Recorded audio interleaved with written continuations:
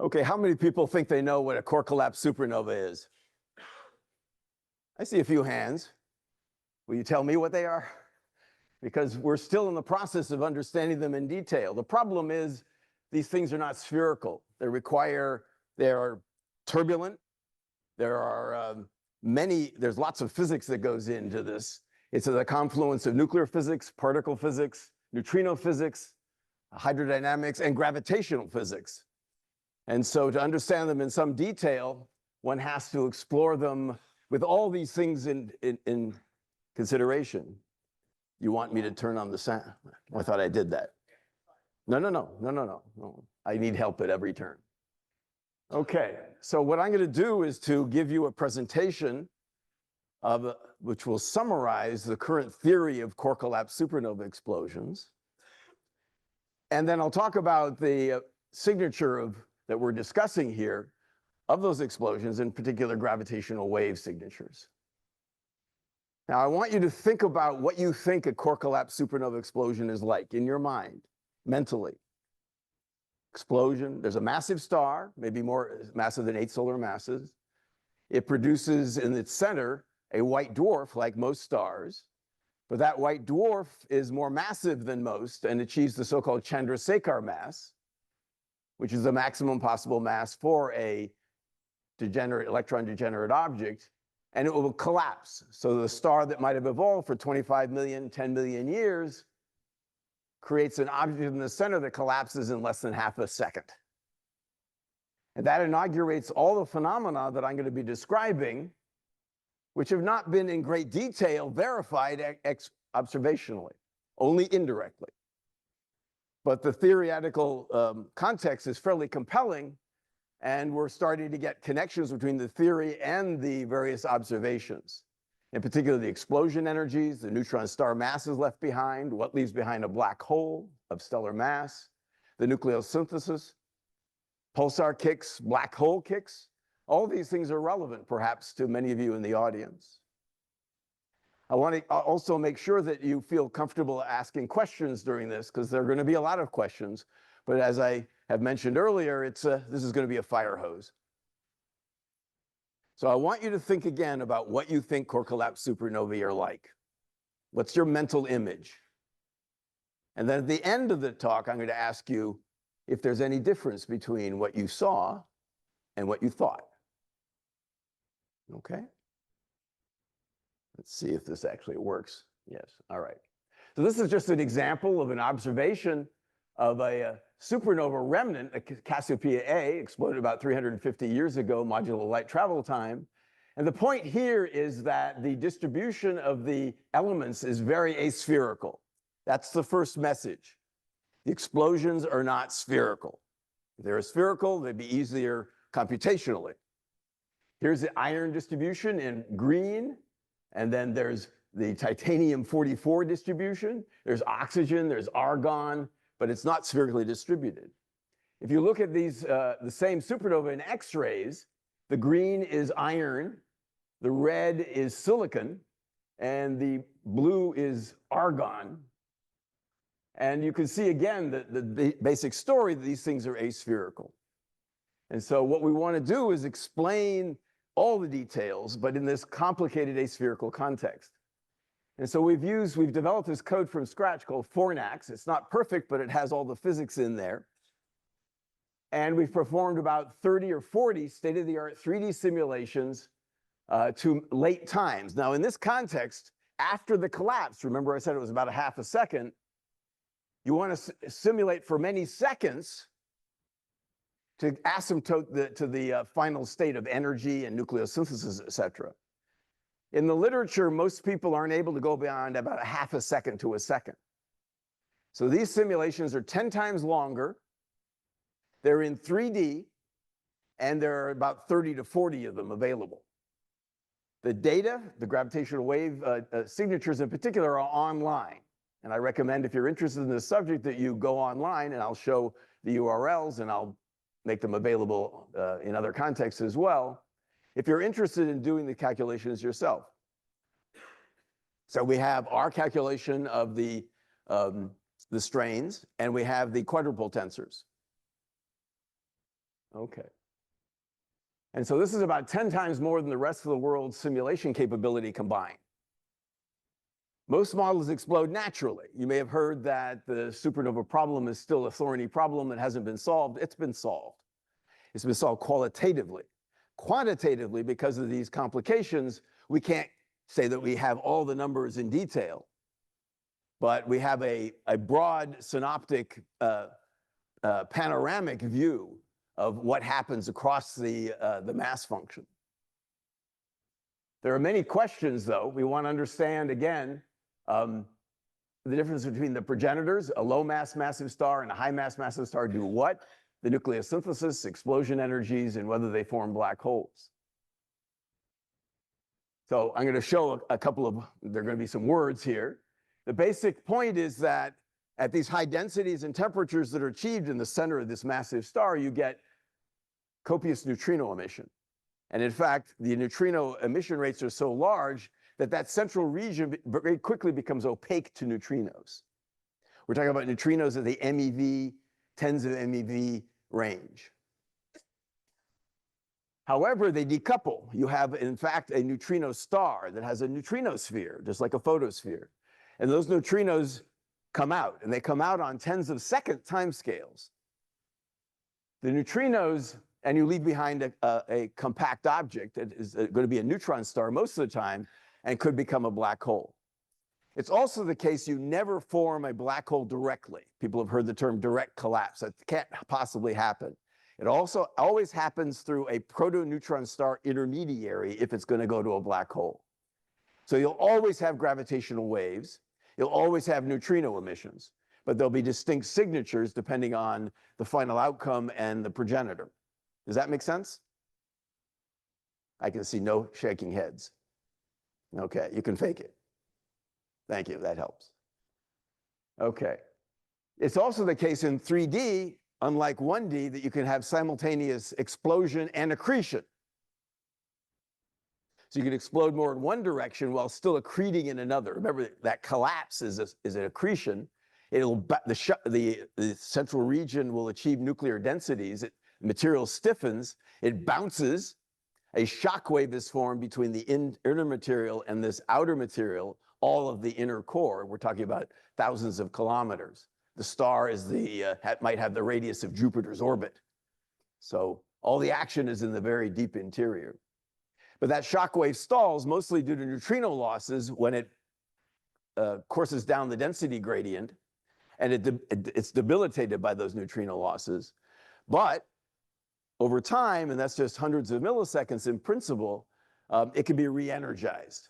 And it's re-energized by the neutrino heating from that inner neutrinosphere. So you have an object left behind that's bound. You have a mantle to that object that's bounded by the shock. And then the neutrinos coming out from the core that we saw from 87A, for example, a fraction of them deposit their energy just interior to the shock. And that re-energizes the explosion. A crucial aspect, however, is that when you have neutrino heating, it's like boiling water on a stove. You're heating the matter from below by neutrino absorption. And so you develop convection. So you have neutrino heating and neutrino-driven convection. That convection has turbulence, is turbulent, and that turbulence has stress. Banging it, right? That stress plus the neutrino heating reignites the explosion. And this happens without artifice in the modern simulations. Okay. There are all sorts of details I'll talk about a little bit, but I'm not going to go into great detail. The explosion is a critical phenomenon with control parameters. The actual density profile of that inner Chandrasekhar core varies from progenitor to progenitor because it's not zero temperature, not zero entropy. And the temperatures that you leave behind in that inner region will give you corrections to the Chandrasekhar mass. So the Chandrasekhar mass in that central region varies from maybe 1.2 solar masses, canonical being 1.456, to 2 solar masses. That variation gives you the variation in the products of the supernova and the character of the supernova and whether you form a black hole. Any questions at this point? Yeah.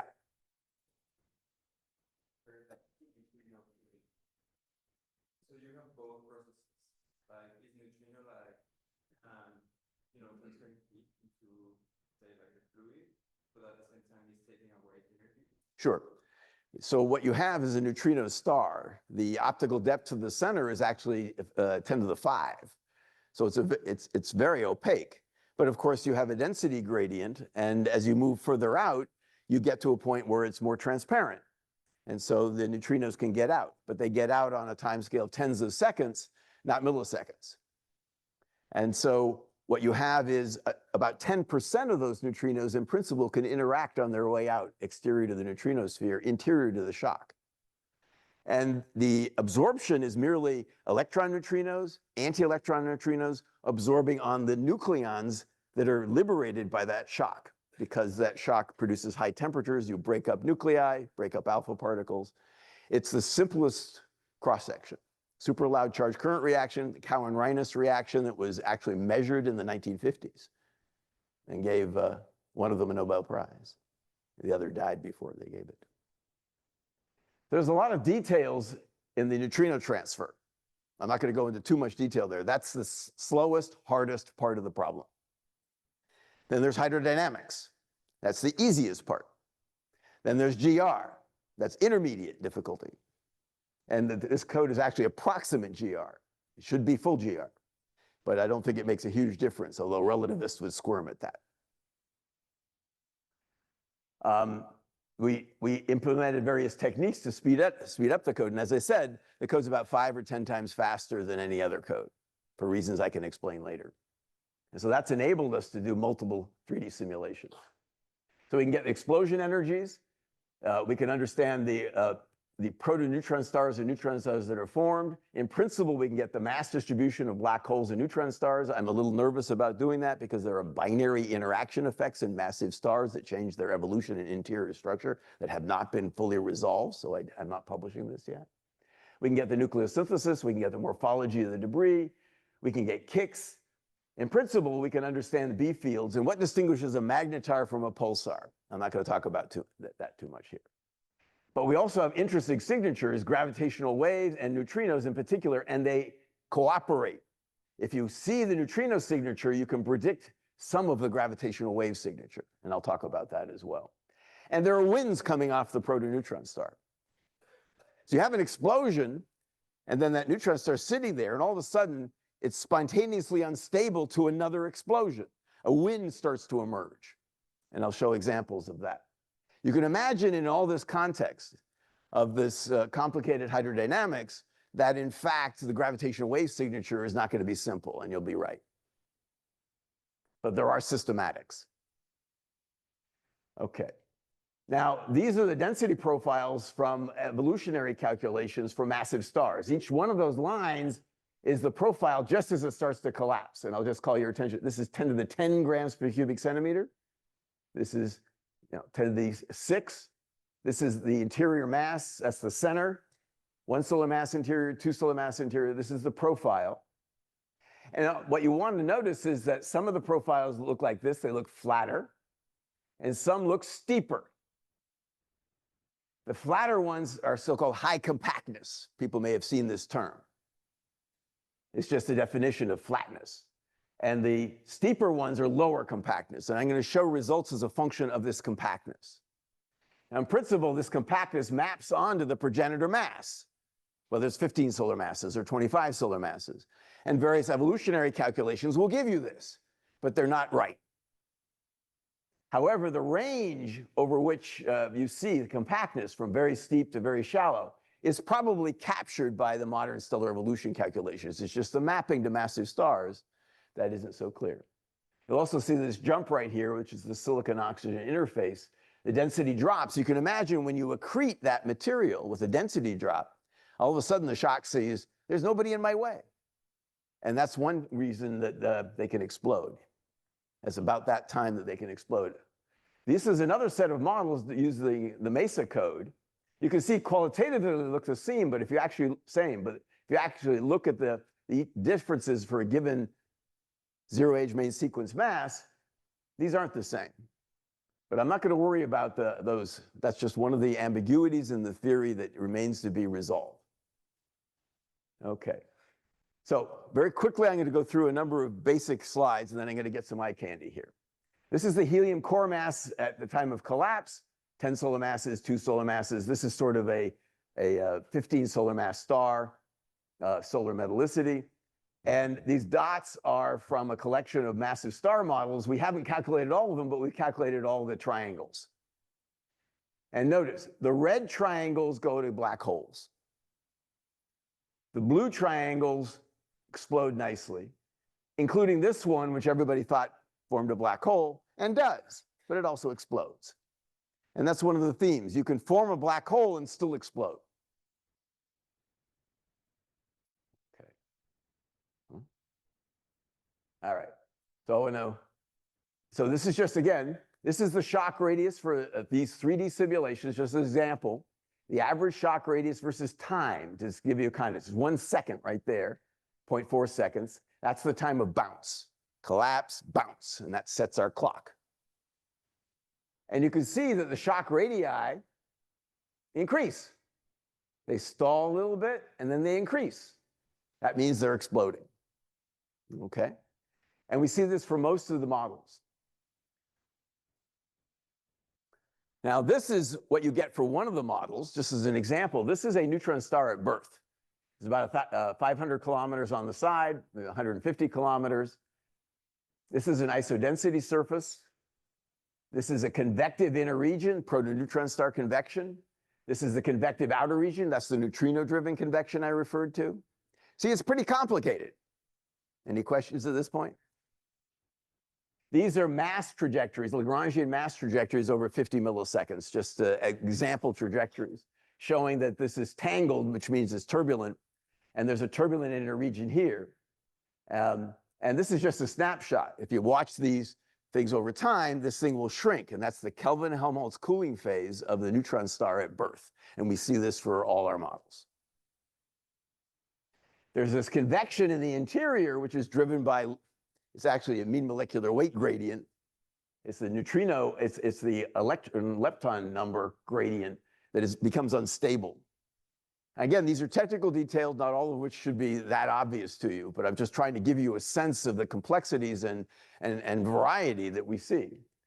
And so what we do here is, as we watch this shrink, is we watch the Kelvin-Helmholtz formation epoch of a neutron star, and all of them are going to go through this in 3D.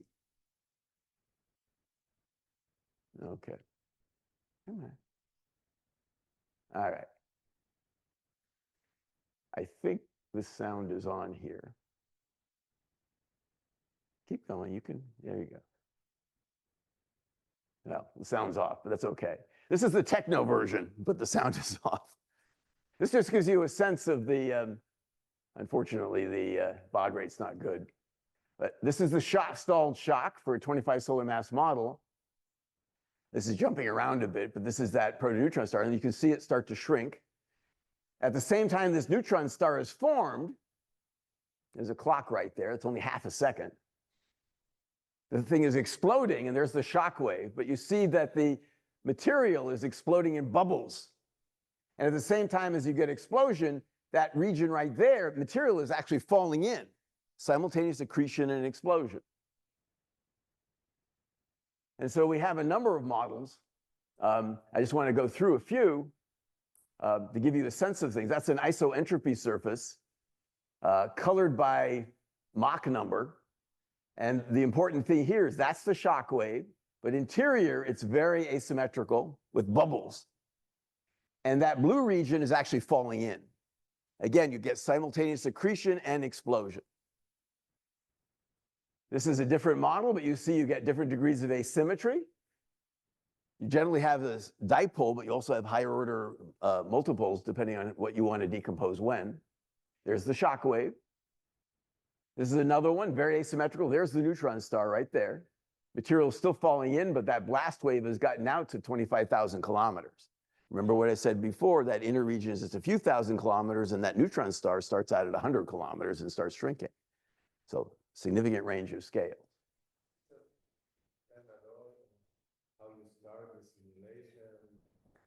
Yeah, no, it's chaotic. And so it's initial perturbations. How are those known and how are you? Those aren't known. Right now, this is being seeded. Some of them are seeded by models of the convection on infall. In the progenitor, you do have convective zones, but it can also be seeded by numerical noise, and it exponentiates. So that is an issue, but the time to the explosion for many of these things is much longer than the exponentiation time. So the seeds don't make a difference unless it explodes fast. Some models do explode fast, and then it makes a difference, have a nucleosynthetic consequence. Other models, it doesn't make a difference at all. Yeah.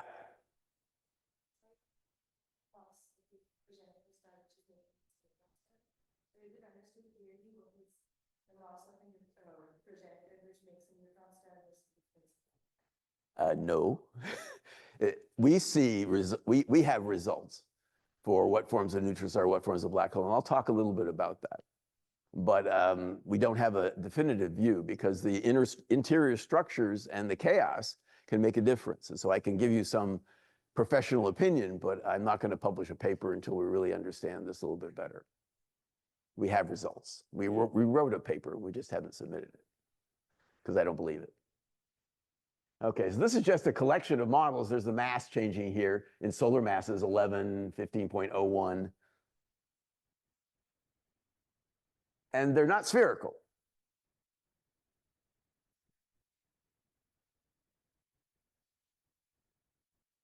Okay, 60 solar mass model, by the way, exploded.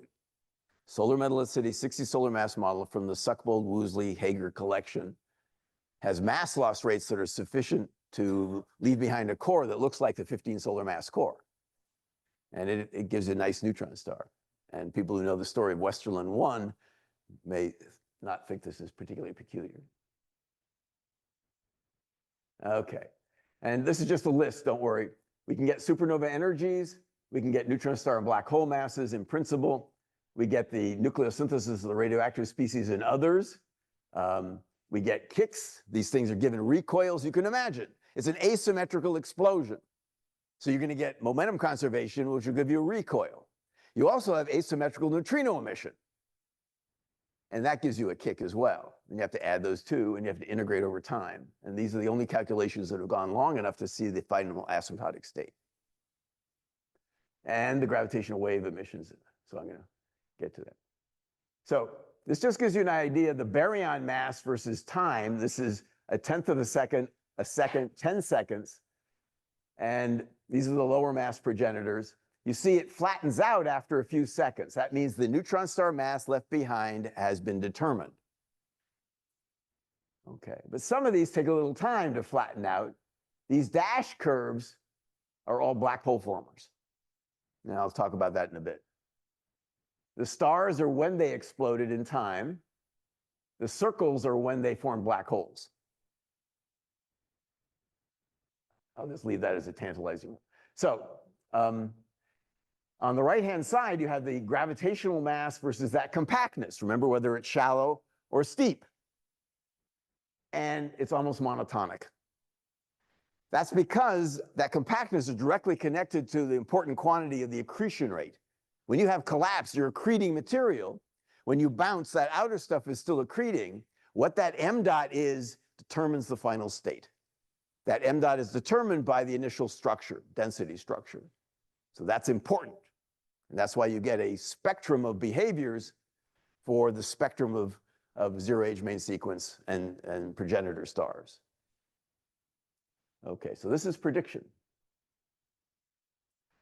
Now, when they start to explode, you don't know what the energy is. It's an instability, and so the shock starts to go, but if you actually calculate the entire energy of the material that's eventually going to be ejected, or the material exterior to the proto-neutron star is going to be left behind, and we leave neutron stars most of the time, the energies start out negative. So if somebody quotes to you a calculation that has been gone for half a second or a second, and they quote an energy, don't believe them. it takes all these seconds to flatten out to get the total explosion energy, including the binding energy of the outer envelope, which most people don't include when they tell you what the energy of the explosion is. I'll leave you to wonder why they do that. Anyway, so it takes a while, 5 seconds or so. And again, you look in the literature, most calculations stop right here, where the energies are effectively negative and they don't know what the final energies are. What's happening is you explode, but you still have neutrino heating. That neutrino heating drives it for the next 5 to 10 seconds. And that's what gets it to be positive energy at infinity. Now, these timescales are short, right? The star has evolved for 10 million years. But at the end, things are happening really fast. And after you've determined what the blast wave is like, it will propagate for hours to a day to the surface of the star. But you already know what your energy is, more or less. Okay. Betas, yes, very good. 10 to the 51 ergs. So it used to be called a faux 51 ergs. Now it's a beta in honor of Hans Bethe. 10 to the 51 ergs is a canonical energy for a supernova explosion, but they go from 10 to the 50 to some multiple of 10 to the 51, and maybe up to 10 to the 52 if you have rapid rotation in MHD jets. I'm not going to cover that today. Okay, so this is crucial. It takes time to determine what the final state is, and most of the calculations haven't done that. The other thing is, why don't people keep going and keep going? What do you think the time step is for these calculations? The Courant limited time step, numerical buzzword. It's a microsecond. So if you go a second, that's 1,000,000 time steps. If you're doing 33 million zones, that's 33 million zones, 10 million times in 3D with neutrino transfer. It's 100 million CPU hours per run, approximately. It could be more. Okay, that's a brag. All righty. So compactness versus explosion energy, remember that compactness parameter, coming up a lot. It's more or less monotonic. These are black hole formers that exploded very energetically. Again, I'll get to that. So this is a prediction of the theory that's emerging. There are correlations between explosion energy, neutron star mass, initial structure. It's also the case that the explosion energy is sort of correlated with the binding energy of the envelope. You take two solar mass cut and you see how bound the outer material is, and that is actually correlated with the explosion energy because that boundedness is connected with that compactness in the interior. And so you see all these correlations, which had never been seen before. Okay. Nucleosynthesis. One of the things that's relevant with neutrinos is the neutrinos will be absorbed on the nucleons that are in that interior hot region. And if you have more electron neutrino absorption than anti-electron neutrino absorption, the neutron richness of the material will be increased. People know what YE is? Asymmetry. How about nuclear asymmetry, right? For a nuclear model. If it's 0.5, it's like oxygen, 16, nickel 56, alpha particles, same number of neutrons as protons. 0.5 is the ratio of the number of protons or electrons to the number of nucleons. The stuff that's ejected is mostly 0.5, but there's also proton rich and neutron rich, and the details depend on the neutrino transfer. And if you have a fast explosion, then you don't have time. You start out with really neutron-rich material. Now, the electron neutrinos and anti-electron neutrinos are absorbed on that material and push, because the net effect is electron neutrino absorption, push that electron fraction higher. But if you explode fast, it doesn't get high enough, and you eject neutron-rich material, which has a profound effect on the nucleosynthesis. Okay? And these are just examples. This is atomic mass number, calcium 40, nickel 56, germanium 64. There's lots of details. Each one of those is a model. And you can see some of them don't produce this region here, and some of them do, and these are the ones that explode faster for reasons we understand, we think. Okay. And this is the first peak of the R process. People know what the R process is? Sort of. It's one of the processes that produces the heavy elements beyond iron. The S process being the other one. It's rapid neutron addition. People have been looking for the site. It seems as though that site is probably emerging neutron stars. But people had thought that supernovae may be a source, and we don't see that at all. We might be able to get the first peak, but not the second peak, the Pygmy peak, or the actinides.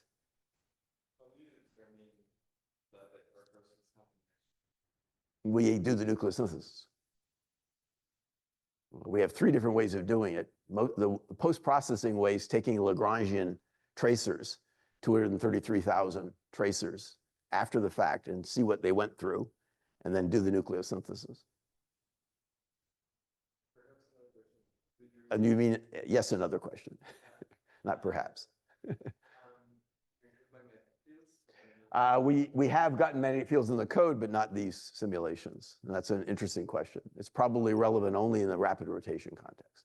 These are initially non-rotating, so too many degrees of freedom. This just gives you the nickel production. The reason this is interesting is because nickel 56 is radioactive, and it's the source of iron 56, which is in your hemoglobin. But it also powers a lot of the supernova light curve. So people are really interested in this isotope. And this takes seconds to produce as well. You hear flattening out, and some of them haven't flattened out in these simulations. Okay, and there's nickel versus compactness. And there's, again, a nice monotonic relationship. The structure of the star tells you what the final product is going to be. To within statistics. Remember, it's chaotic.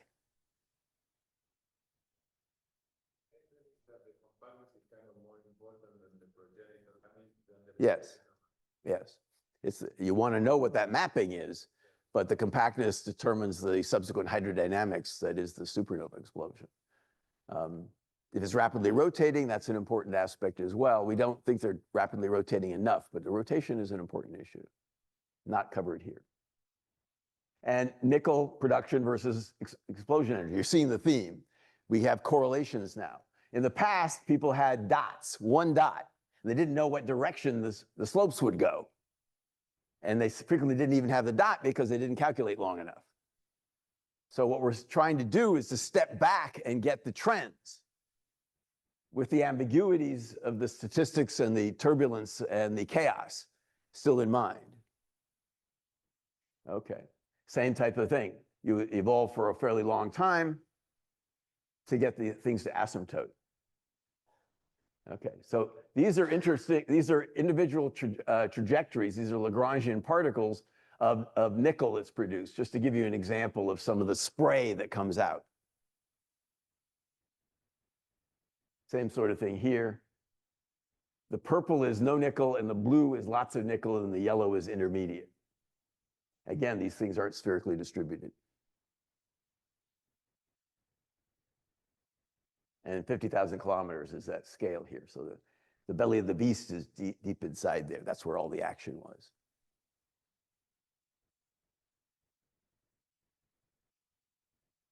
And this is just an example of blast wave. See that stuff falling in? Simultaneous accretion and explosion. You have to do it until all the matter is accreted. That determines neutron star masses too.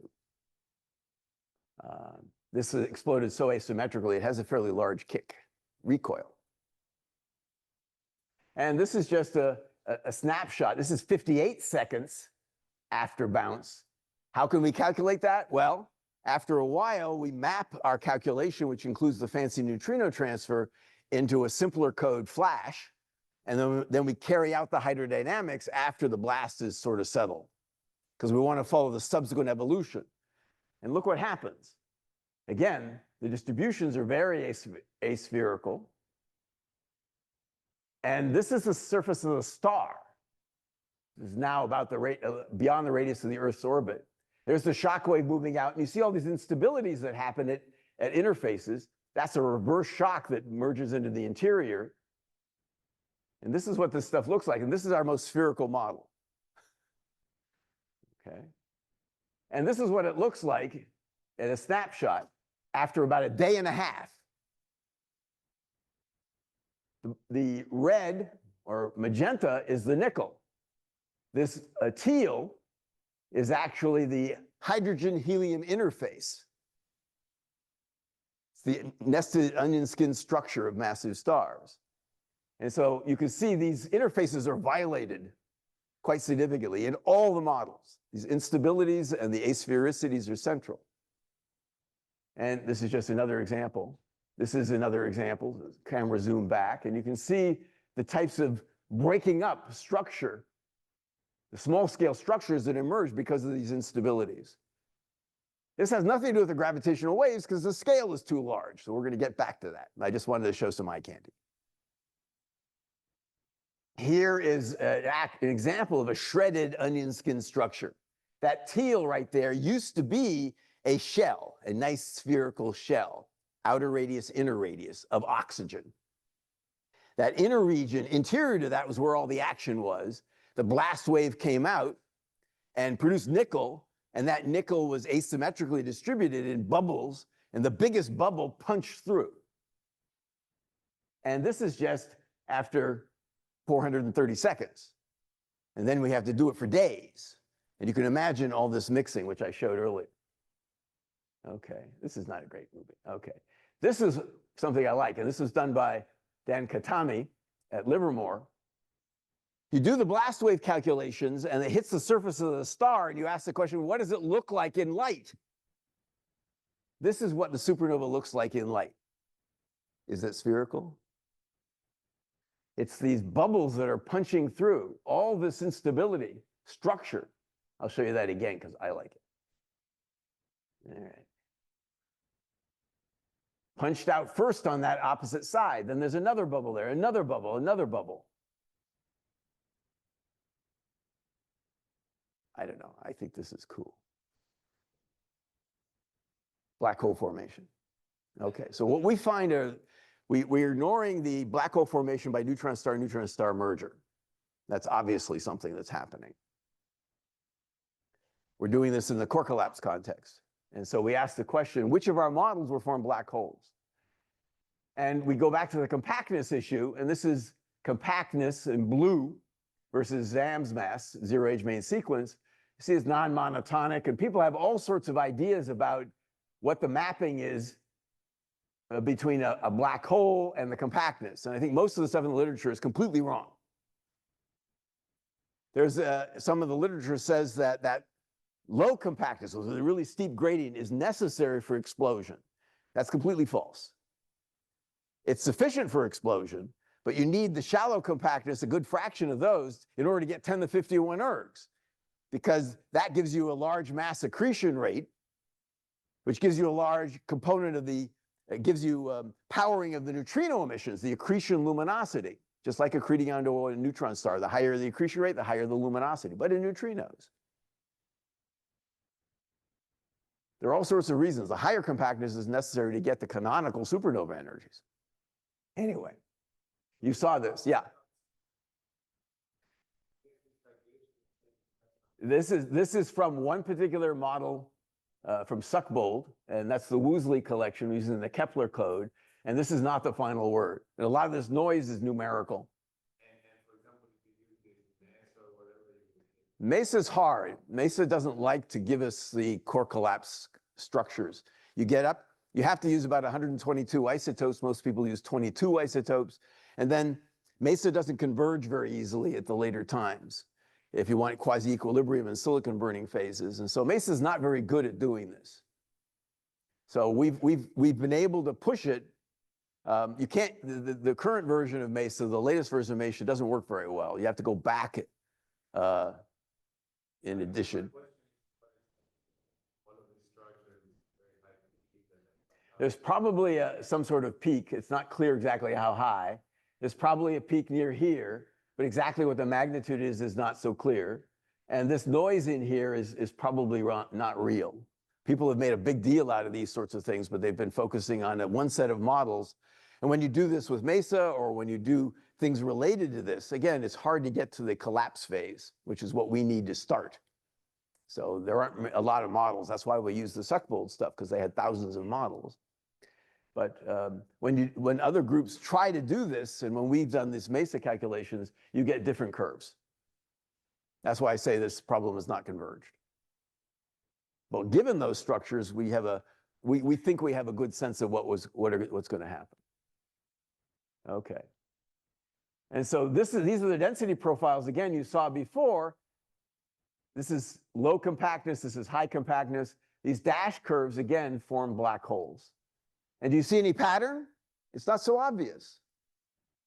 The very high compactness ones have all that accretion rate, right? High compactness means you're going to have a high m dot.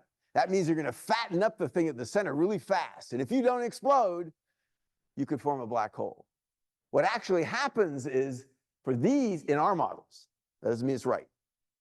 These models right here that are right in the middle never explode. They're the so-called failed supernovae. But these that form black holes, these in particular, have really high compactness, have high accretion rate, but that high accretion rate gave us such a high luminosity, right? Accretion, m dot times gm over r. Remember gm over r? Do you remember gm over rc squared? Just multiply by c squared. Okay. That will give you a high luminosity, which is driving the explosion. So you can have a high accretion rate. It's going to fatten it up really fast, but it'll also make it possible to explode. And it could explode before it becomes a black hole. However, remember, it's simultaneous explosion and accretion. You could explode in one direction and still accrete in another. These models continued to accrete on one side while they exploded on another. And so they were exploding, but they were still accreting. Remember, there's a maximum mass of a neutron star. There are thermal corrections to that, and the code does this. So it's not exactly what you would get for a given cold nuclear equation of state, because there's thermal corrections and electron fraction correction, because it's not cold catalyzed matter. It's not in beta equilibrium at zero neutrino chemical potential. So this particular model exploded, and then 3 seconds later it formed a black hole. But by that time, the explosion had been launched. This one exploded, but in 1.75 seconds after it exploded, a black hole formed. But that was long enough time for the neutrinos during that interval to power the explosion. The shock got away. So you got explosion and black hole formation because there was enough of a temporal gap between the explosion itself and the formation of the black hole to overcome all the binding energy of the outside. And so that was a successful explosion. This one had an energy of about 2.5 betas, 2.5 times 10^51 ergs. That's high. This one about 1.5 betas. What about this one? That was a 100 solar mass model at a 10th solar metallicity that underwent a pulsational pair instability explosion with 3 bursts, but also core collapsed. We followed the core collapse thinking, well, maybe that's going to give a secondary explosion. And that'll be a secondary light curve that we could predict. You see a pulsational pair instability signature, and maybe there's another signature that follows that. So we did all our calculation in this context. The compactness is so large, however, that when it exploded, it launched a shock, but within a few hundred milliseconds, the black hole formed because the accretion rate was so large with that shallow gradient. It gave you large m dot. Make sense? So the time interval between the explosion and the black hole formation was too small. And what happened was, it's an asymmetrical explosion. These things explode very asymmetrically. And then it just fizzled and fell back. And I recommend a paper we just put out 2 weeks ago in AppJ, published in AppJ, on channels of black hole formation, and it shows these various channels. Okay. Yeah. Is it that the more asymmetrical the process is, the more it can accrete? There is that. It happens as the compactness goes up, the time to explosion generally is longer. It's turbulent, and so it has a chance to actually become fairly asymmetrical. In fact, if you wait long enough, the shock sort of stalls, and there's a so-called spiral standing accretion shock instability that happens when the shock is small. It starts to wobble, and the wobbling has a direction, and when it explodes, it'll explode in that direction and allows stuff from the other direction to fall in. And so so the longer you wait, the more asymmetrical it is. You wait longer because of the higher compactness, because it holds it in further, but you get higher explosion energy because when it does explode, that higher compactness gives you a higher luminosity that drives the explosion. And then if the compactness is too large, it'll form a black hole too because it keeps accreting. And it all happens because of the breaking of spherical symmetry. Yes. Yes. I'll hold that thought. So these are the 4 channels of black hole formation that we have. This is the failed supernova. We just didn't continue it after about 2 seconds. It didn't explode. So, there's a lot of discussion here about this bump in the mass function of black holes, LIGO. Where's here? Oh, okay. Yeah. Once you're given these complications and you can still form a black hole, what is your view on this connection? Where this peak might be? There could be a peak or...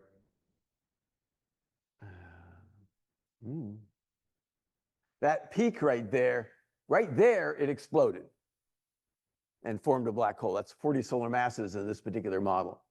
That was supposed to give a black hole without an explosion, but it's a very vigorous explosion, and the time between the explosion and the black hole formation in these contexts was long enough that it was a successful explosion.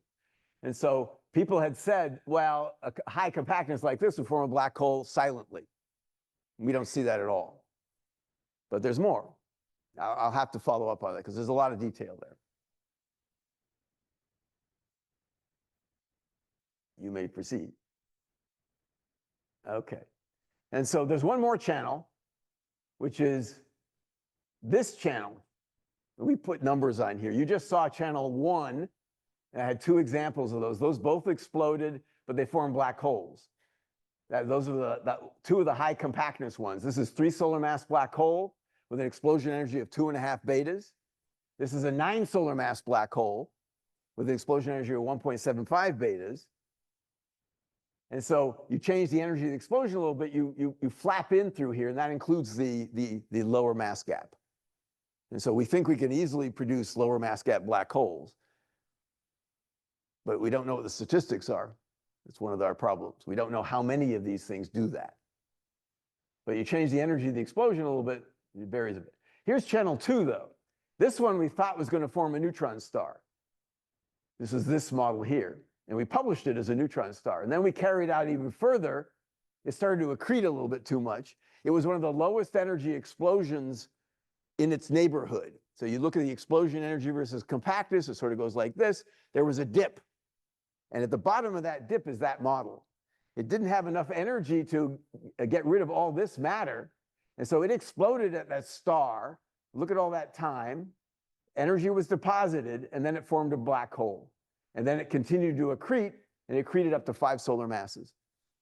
If the energy of the explosion were a little bit lower, it would have accreted more mass. If the energy of the explosion just a little bit higher, it would have accreted less mass. So we think we can get a whole range of masses here by that channel, which is, and it left behind a neutron, it left behind a black hole with a kick of only 100 kilometers a second. It ejected nickel. Look at that. That's 5 solar masses, but the nickel punched through. The nickel was all produced deep inside at 2 solar masses, 1.5 solar masses. But because of the dynamics, it punched through, and there's a lot of nickel that was ejected, even though 5 solar masses was accreted. That's hard to do in spherical symmetry. And so it has nickel, which can power the light curve. It has an explosion energy of about half a beta, pretty canonical.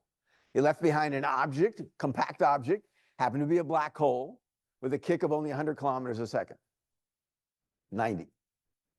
So an observer looking at this would think it's a normal supernova and wouldn't know that a black hole is formed.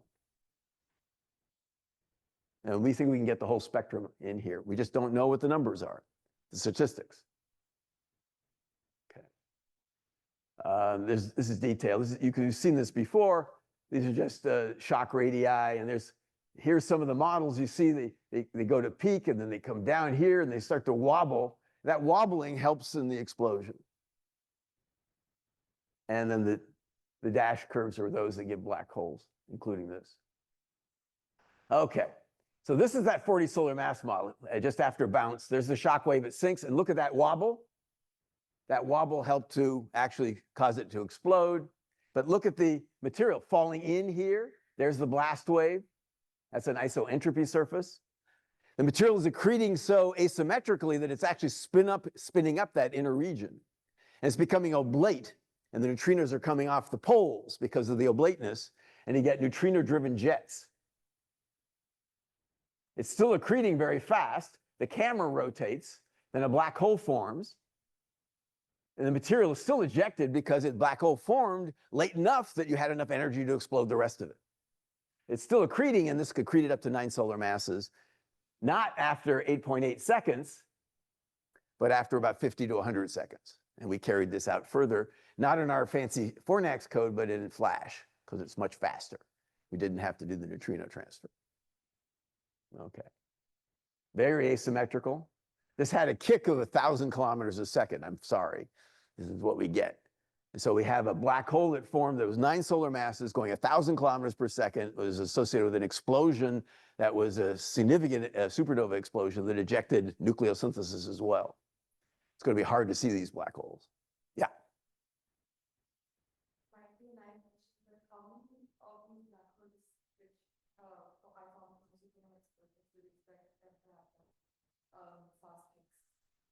We don't know. We don't know. We get kicks for most, the quiescent standard failed supernova case, we get kicks from 1 to 20 kilometers a second. They're low. And then that channel 2 kick was that left behind what we thought was a neutron star, but became a black hole, was 90 kilometers a second. So, and then we get high speeds, and those are going to be really hard to see. That's just what we get. We can't show anything else. We just don't know what the weighting is for the different channels. That remains to be seen. Okay. Now here, just an example for relativists. This is the lapse versus radius. 1,000 kilometers, 100 kilometers, 10 kilometers as a function of time. Blue is early, red is late. That last one became gravitationally unstable. After it becomes unstable, we can't find a solution to the lapse because we don't have a full GR code. And so the code crashes. And then we map it into hydrodynamics with a point mass, with the gravitational mass at the center, including accretion.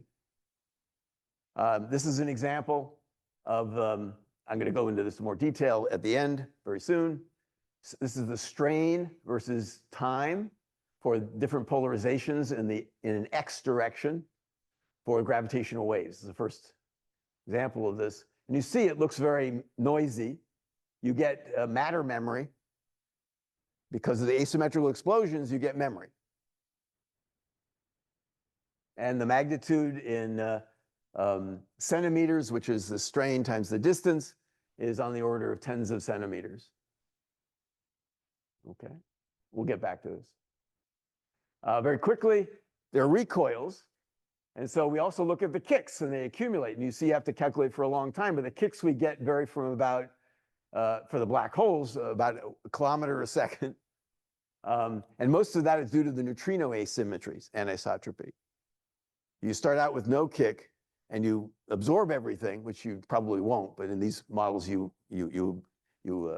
just fatten, all the mass goes into the black hole. You can still have neutrino asymmetries in the emission while the proto-neutron star is around, and that'll give you a kick. But that's usually subdominant, and you can get kicks up to 1,000 kilometers a second, et cetera, hundreds of kilometers a second. And this is all published. This is the neutrino kicks. This is a different scale. This is 100 kilometers a second, and many of them are really small. There's a lot of detail here. And here's the asymmetries. This is here's the hydrogen helium and the nickel. hydrogen, helium, and nickel. It's not spherical at all. You can see this asymmetrical distribution of the nucleosynthesis. The arrows are the directions of the kick. Most of the time, they're anti-correlated in the distribution. A couple of times when the kicks are small, they can be not so correlated. And here's kick values. I'm not going to go into this in detail. There's an interesting aspect of this. We start out with no rotation, but because you have an impact parameter of the infalling material, you can spin up the object. So we can have induced spins, and those induced spins are higher for the higher compactness. You start out with no rotation, you're always going to end up with some rotation. However, you're going to start out with some rotation. And so that has to be really worked out. And there's a correlation, approximate correlation between the kick magnitude and the explosion energy, but it's pretty weak and there's a lot of noise in here. We don't know how much this noise is numerical, how much it's real. Okay, there are winds too. I'm going to go very quickly through this. Matter accretes onto the proto-neutron star and sits there, and after a few seconds, the matter outside of it thins out, and the proto-neutron star still has a heated atmosphere. That atmosphere is unstable. It's heated by neutrinos. That atmosphere is unstable, and what you get is a wind. Here's the shock. The first shock, and this is colored by speed. So this is 15,000 kilometers per second at the shock. This is 45,000 kilometers per second. This is a secondary shock. Look at the sharpness there. There's another shock driven by the wind that emerges, and it's about 10% of the energy of the explosion. Did you know about this? The phenomena are not simple. The winds have been discussed for 30 years, but they all are thought of as spherical. These things are not spherical. And they don't think of them in the context of the supernova itself. There's something afterwards, but it's actually not very long afterwards. It's a few seconds, depending on the models. Just an interesting. Magnetic fields were mentioned. We're not really there yet. This is just an example of a simulation. Again, the baud rate for some reason or another.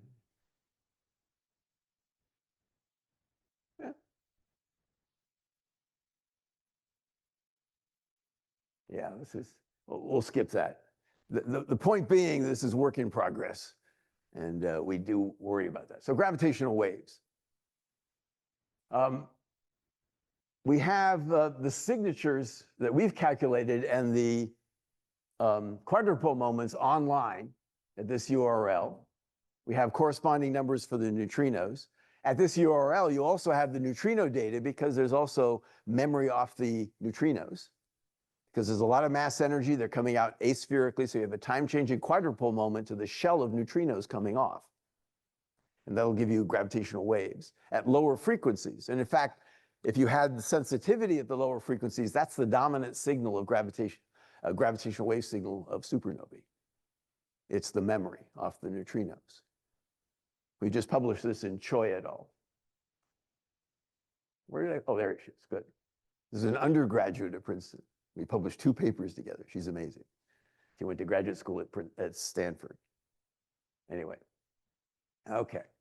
So this just gives you a sense of the signals. They look very stochastic. You get a bounce signal and this overturn. It's early phases. And then you get a signal that lasts for about a second and then peters out.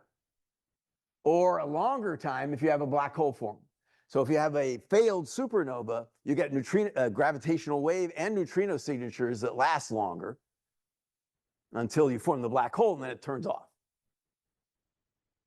So this is actually a black hole former, just keeps going, keeps going. But most of them are about a second. And the crucial thing is this. This is the spectrogram of frequency versus time. And you notice this feature? That's a astroseismological mode of the proto-neutron star at birth. It's the F mode. And it's being excited by material falling back. Remember, simultaneous accretion and explosion? That accretion stuff is actually turbulent. And so you have stuff hitting the surface, causing the bell to ring. And it's causing the bell to ring at fundamental modes of oscillation of the neutron star. And those fundamental mode frequencies are changing. They're increasing. It's increasing because the core is shrinking. And so you have a direct indication from the mode, which dominates in the energy. About 85, 90% of the energy is coming out along that line, mostly in this early phase, the first second or so. And that frequency and its evolution is directly connected to the neutrino losses that are driving the shrinkage of the core. So you can imagine looking at the neutrinos and the gravitational waves together, and they're mutually reinforcing. Greater than the sum of their parts is an observational signature. Yes? Really? Oh, good. Okay, and this is the case for all of them. You'll also notice the little thing here. That's an avoided crossing. This is just astroseismology, excited by stuff hitting the surface stochastically. And when that stuff stops accreting, then the signal weakens, goes down quite a bit. And that's what's happening here. Hitting the surface, and then it subsides, and then hitting the surface, subsides. Keeps hitting the surface because a black hole is forming, and it's going to be accreting for a long time. Yes? That's a harmonic. And this is interesting. What we did here, when we do a calculation, most people calculate a dump at a kilohertz. That means they're Nyquist limited to 500 hertz. That means they can't see higher frequencies, or they'll see aliasing at the higher frequencies, which is not good. We dump it at, well, some of the models we dump at the LIGO rate, which is 16,000 hertz. Unfortunately, we dumped at 5,000 hertz and 10,000 hertz for some of the models, because not all of my collaborators got the memo. But that's still high, and so we're Nyquist limited at higher frequencies, and we dump much more often, and so we can actually get some of this detail. And this is actually the collision of the matter that causes the bell to ring and its deceleration. And that's giving you gravitational wave emission at pretty high frequencies, because that deceleration is fast. Okay. Yeah. What is the bandwidth of this? So you have this chip. What's the bandwidth over there? The bound. Like, is it? Oh, good question. Yeah, we varied that. It's about 40 hertz, something like that. We had to play around with that. The time over which we did it and the frequency over which we did it. Yeah, you have to bin it. I see some plot which are supposed to be the units of. Can you translate that to something like that? Later, yes, very quickly later. There was supposed to be sound on this, so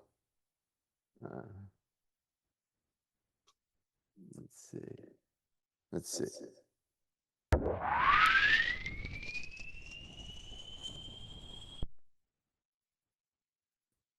You see the frequency is going up. So despite the noise in here, despite the fact that it looks stochastic, there's an underlying structure that you can extract by signal processing. You should all do that. Yes? So if the supernova happens close enough that you can see is it something that you will definitely see it in neutrinos also? Not, yeah, well. The point to searching for this in the absence of a counterpart. In the absence of what? A neutrino counterpart. Yes, you can do that, but it's much better with a neutrino counterpart, and it'll be easier to see the neutrinos than the gravitational waves at these higher frequencies. So they're mutually supportive, but the neutrinos support the gravitational waves a lot more. Okay. And this is an example of that. That red curve is basically the neutrino energy loss, cumulative neutrino energy loss, and it's following almost perfectly that frequency. That's because it's associated with the shrinkage. And they all do this. These are just 3 examples. These are all different models. They have slightly different frequencies, and the actual frequencies depend on the equation of state of nuclear matter. and about 10% variation in those frequencies for the realistic equations of the state that are still possible. Only 10%. Okay. And then because I like this,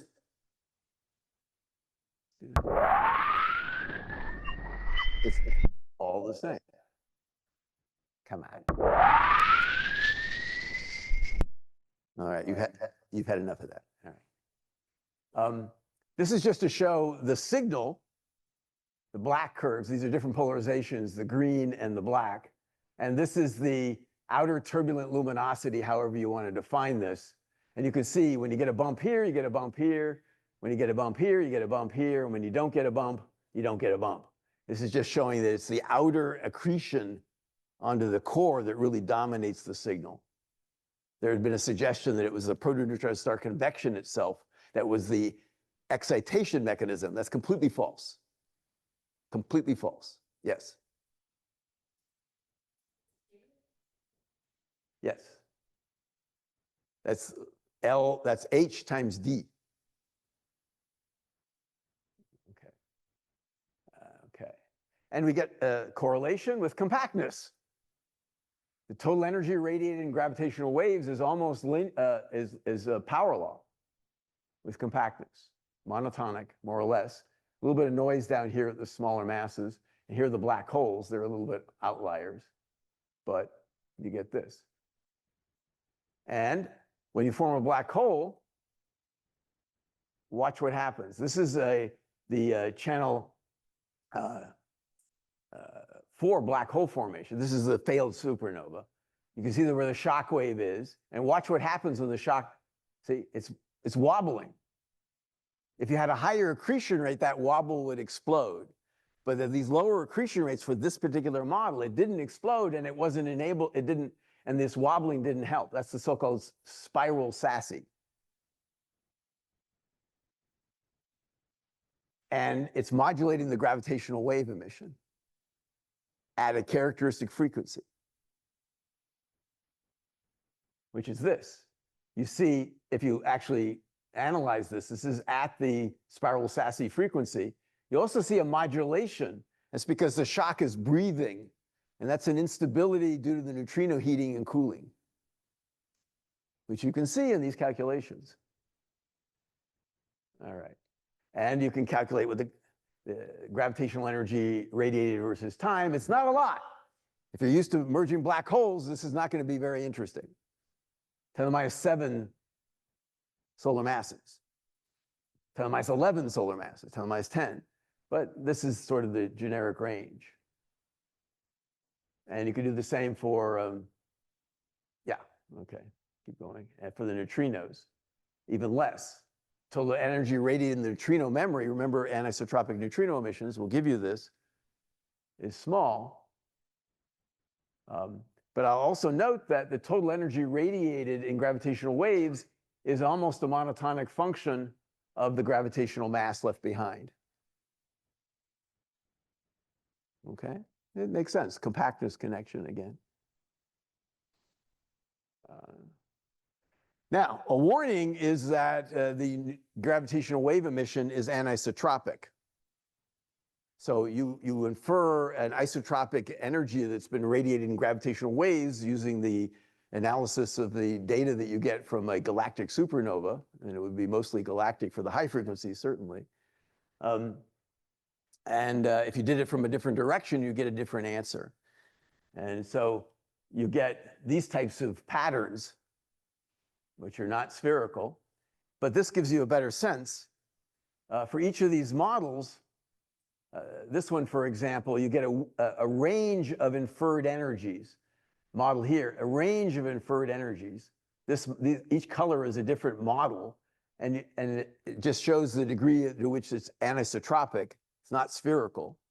And that you'd infer an isotropic equivalent energy, which is different with a range like these numbers here. And this is a log plot.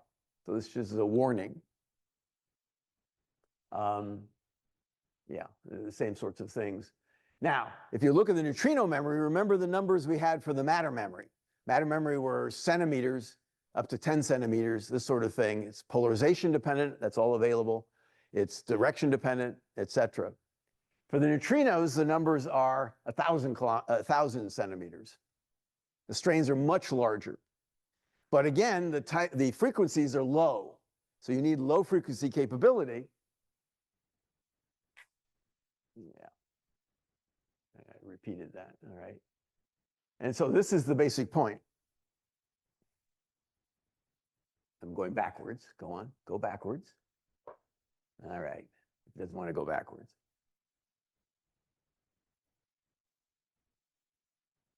Yeah, stealing my thunder.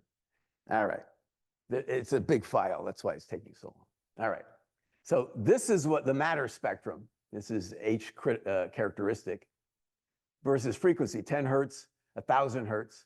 Here's that F mode bump, kilohertz. This is the classic signature. This is the matter spiral Sassy. See that bump right there? It's at around 100 to 80 hertz. There's the avoided crossing.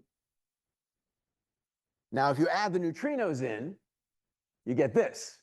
This doesn't change, but this changes a lot.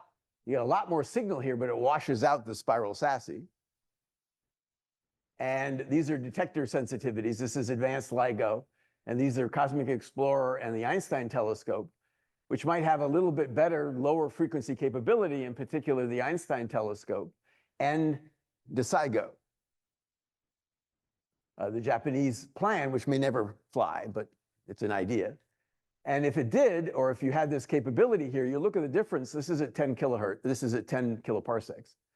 You see the difference between these models, those heights, and those sensitivities.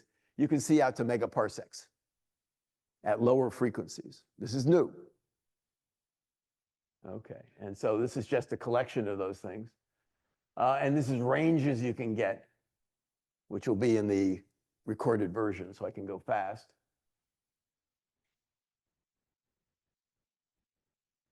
All right, all right. So the basic point is that the theory of supernova has evolved quite significantly over the last few years. In no small measure because computers have gotten faster and codes have gotten better. And so we're now getting a panoramic view of what happens across the continuum of progenitors. The mapping with progenitor is hard, but the mapping between in the range of progenitor properties, in the range of progenitor properties to the range of supernova properties is starting to become in sharp focus. We get nucleosynthesis, we get explosion energies, we get correlations, physical correlations, which is really the new thing. And you can connect this to the observables, not just the explosion and the light curves, and not just the nucleosynthesis, but hopefully someday, in addition to the 87A, we're going to have the neutrinos from another supernova and the gravitational waves. Thank you very much for your attention.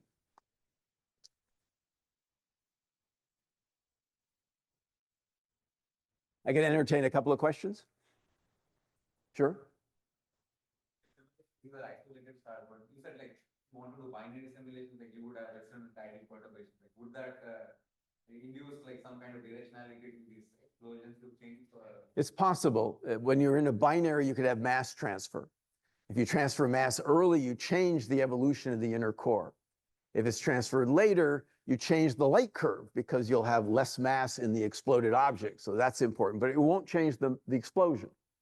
And so you can have the same explosion inside of a lower mass envelope or no envelope, or a very large mass envelope, and the light curve will be very different, but the supernova characteristics will be the same. The gravitational wave emissions, the neutrino emissions, the nucleosynthesis.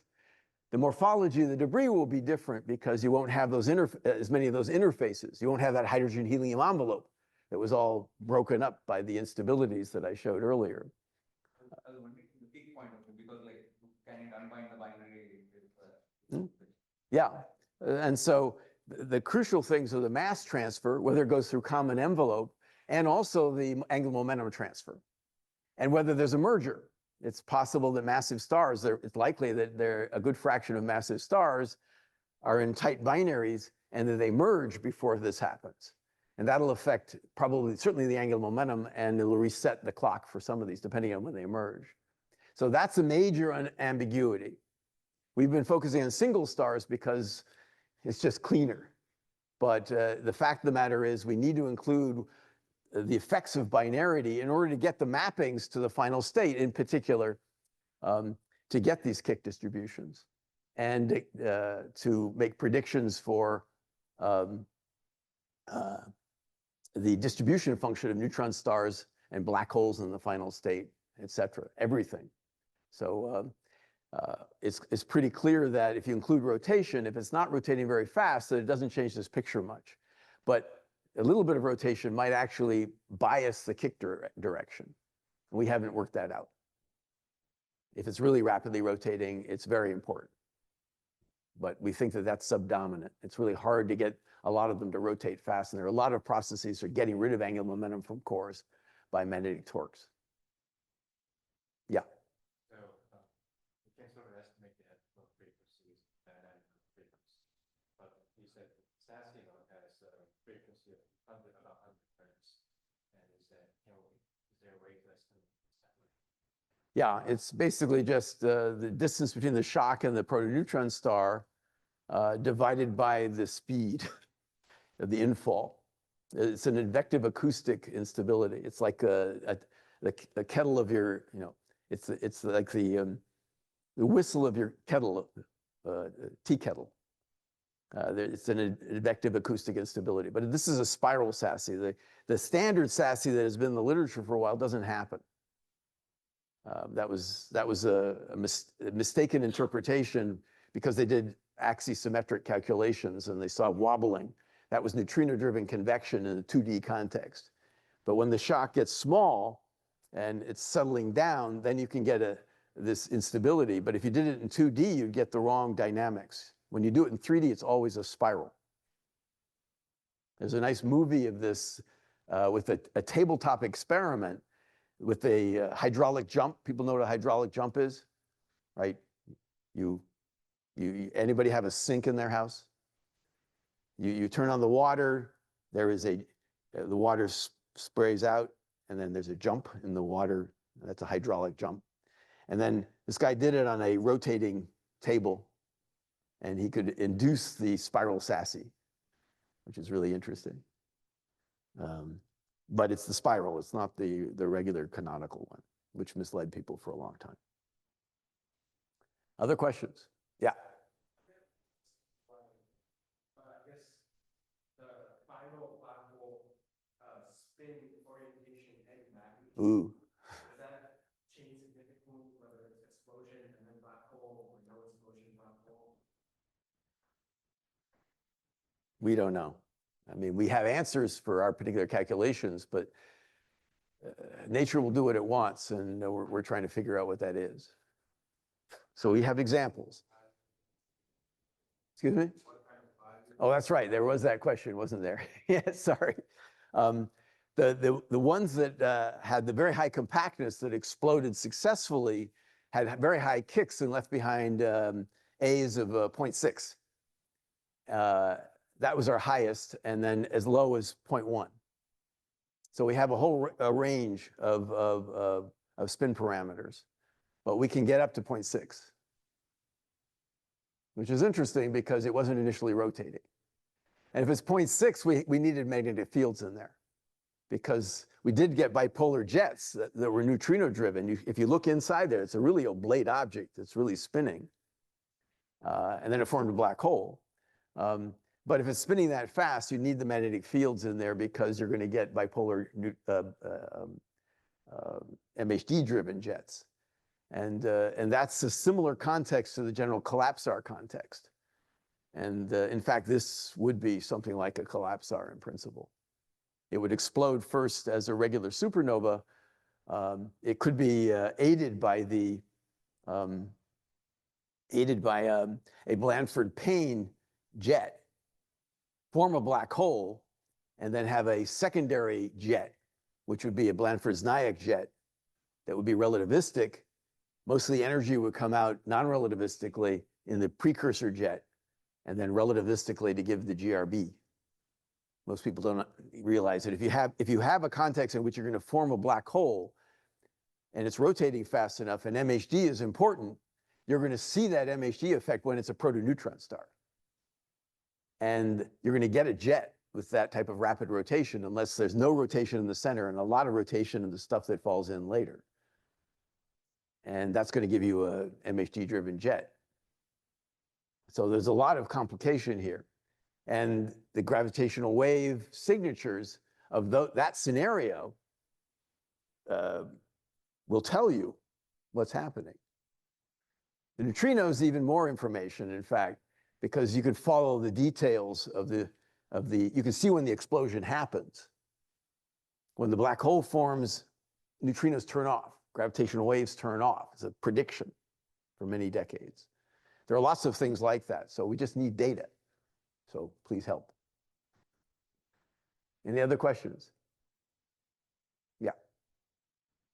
You showed an example that where the compact object accreted very slowly and eventually got to functional Yeah. masses, and you mentioned if the initial conditions were slightly different, it could have accreted more or less.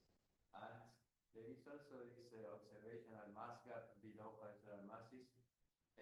So how easy is it for you to produce black holes there? Does it require Well, that's what we're trying to hold off on saying much about. We don't know the statistics. It's easy to form black holes there. A little larger explosion energy, just a little bit, would have lowered the amount of accretion mass. And so you go below 5, you still have a low kick. It would be a little bit more supernova-like because it wouldn't be half a beta, it would be 0.7 betas or something like that. But then if the energy gets high enough, you're not going to accrete up to the maximum mass of the neutron star. You'll just get a high mass neutron star. And I'll emphasize here, we always get for this model set a spectrum of masses of neutron stars. They're not all 1.4 solar masses. We get it up to 1.9 solar masses. And our lowest is 1.18 solar masses. And there's an observation of 1.74 solar mass, 1.174 solar masses. And it's equation of state dependent. So this is a rich set of questions, and we don't have answers to all of them. But yes, I think we can put objects in the gap. And a number of those can actually look like supernovae. And whether that channel with really high energy explosions with those black holes that were 9 solar masses and 3 solar masses that also had high kick velocities is real, I don't know, but that's what's emerging very naturally. So it's complicated. That's why I don't have distribution functions for you, which is the goal. Yeah.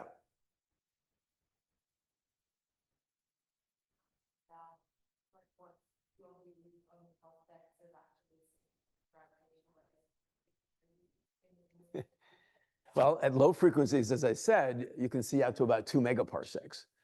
That encompasses a few objects, but you have to get out to 5 megaparsecs to see something every 10 years. 5 years, 10 years. For many of the models, you can see the whole galaxy in gravitational waves. For all the models, you can see the whole galaxy in neutrinos. You can also see M31 in neutrinos, not many. But you can, with the underground, the flotilla of underground capabilities, like IceCube and Juno and Dune and Hyper K. Super K is good too, but Hyper K would be better. And as long as a number of them are on when we get a galactic supernova, it'll be an amazing event. 87A, we saw 19 neutrinos. In a galactic case, with the new neutrino detectors, we're going to see thousands. IceCube won't see individual neutrinos, but its background is going to go up and down and it'll see effectively a million neutrinos. So it'll be amazing. The gravitational wave detectors, particularly the Einstein telescope and the Cosmic Explorer, will be exquisitely sensitive throughout the entire galaxy to the high frequency component and to some degree the low frequency component too, which isn't emphasized, which I'm trying to emphasize here, because we do see that below 25 hertz, below 10 hertz, there's a lot of signal, there's a lot of strain. And if you have that sensitivity there, you have much better signal and noise. It's the sensitivity you need, though. Yeah. The asymmetry of see now? How can I say? Yeah, could it be that it's stronger into one direction and perhaps towards the Earth it's not? Yeah, that's what I was saying. There was a distribution function. I don't know if we want to really go back to, but there was a distribution function for a given model because it's direction dependent in those models. And those are just representatives. Those are samples, but it's going to be something like that. It's not going to be spherical. And as I said, you can calculate that yourself using the data we put online. We have all the quadruple tensors, and we've published the calculations along one direction for the two polarizations. But you can do it for any direction, and we've given some rendition of the direction dependence in those slides, and that's in the Choi et al. Paper that came out last year. Anything else? Well, thank you once again.